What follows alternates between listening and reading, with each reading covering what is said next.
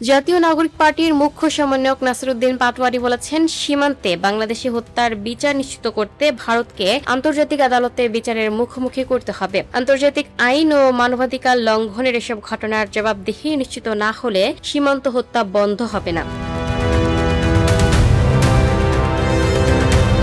শুক্রবার ২৬শে জুন মৌলভীবাজারের কুলাউড়া উপজেলার দত্তগ্রাম সীমান্তে সম্প্রতি ভারতীয় সীমান্তরক্ষী বাহিনীর গুলিতে নিহত মুজিব আলীর বাড়ি পরিদর্শন ও কবর জিয়ারত করে নাসিরউদ্দিন পাটোয়ারি এসব কথা বলেন। নাসিরউদ্দিন পাটোয়ারি বলেন, সীমান্তে যাদের হত্যা করা হচ্ছে তাদের কোনো ধর্মীয় পরিচয় নেই, তাদের একমাত্র পরিচয় তারা বাংলাদেশের নাগরিক। বাংলাদেশি হওয়ার কারণেই ভারত তাদের হত্যা করে যাচ্ছে বলে অভিযোগ করেন তিনি। সরকারের সীমান্তে কাঁটাতারে বেড়া নির্মাণ উদ্যোগের প্রসঙ্গ তুলে নাসিরউদ্দিন পাটোয়ারি বলেন, শুধু কাঁটাতারের বেড়া নির্মাণ করলেই সমস্যার সমাধান হবে না। সীমান্ত এলাকায় হাসপাতাল, স্কুল, কলেজ, কর্মসংস্থান সহ মৌলিক সুযোগ সুবিধার ঘাটতি রয়েছে। এসব সমস্যা সমাধানের পাশাপাশি সীমান্তবাসীর জীবনমান উন্নয়নে কার্যকর উদ্যোগ নিতে হবে। তিনি আরো বলেন, ভারতের সামনে নতজানুর পররাষ্ট্রনীতি নয়, বরং একটি শক্তিশালী ও মর্যাদাপূর্ণ পররাষ্ট্রনীতির প্রয়োজন। একই সঙ্গে সীমান্তরক্ষী বাহিনী বিজিবিকে আধুনিক অস্ত্র, টহল যান, প্রয়োজনীয় অবকাঠামো এবং উন্নত বেতন ভাতা দিয়ে আরো শক্তিশালী করার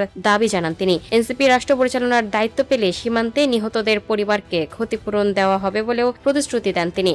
এ সময় এনসিপির মুখ্য সংগঠক সার্জিস আলম বলেন, সীমান্তে যে অন্যায় ও হত্যাকাণ্ড ঘটছে আগামীর বাংলাদেশে তার হতে দেওয়া হবে না। সীমান্ত এলাকার মানুষকে দেশের সার্বভৌমত্ব রক্ষায় আরো সচেতন ও দায়িত্বশীল হওয়ার আহ্বান জানিয়ে তিনি আরো বলেন, সীমান্তের প্রত্যেক নাগরিককে দেশের নিরাপত্তার প্রশ্নে একজন বিজেপি সদস্যের মতো দায়িত্ব পালন করতে হবে। তিনি বলেন, সীমান্তে পুশিন প্রতিরোধে বিজেপির পাশাপাশি স্থানীয় জনগণকে ঐক্যবদ্ধভাবে সহযোগিতা করতে হবে। সীমান্তে ১০ জন বিজেপি সদস্য দায়িত্ব পালন করলে তাদের সহায়তায় হাজারো মানুষ এগিয়ে আসতে হবে। মৌলভীবাজারের কুলাউড়া উপজেলার সীমান্তে বিএসএফ কর্তৃক হত্যার শিকার মুজিব আলীর বাড়িতে যান এনসিপি নেতা সার্জিস আলম, নাসিরউদ্দিন পাটোয়ারি ও স্থানীয় নেতৃবৃন্দ।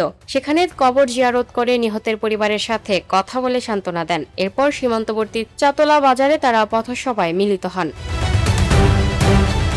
Lucky Akter, up to date news, Dhaka.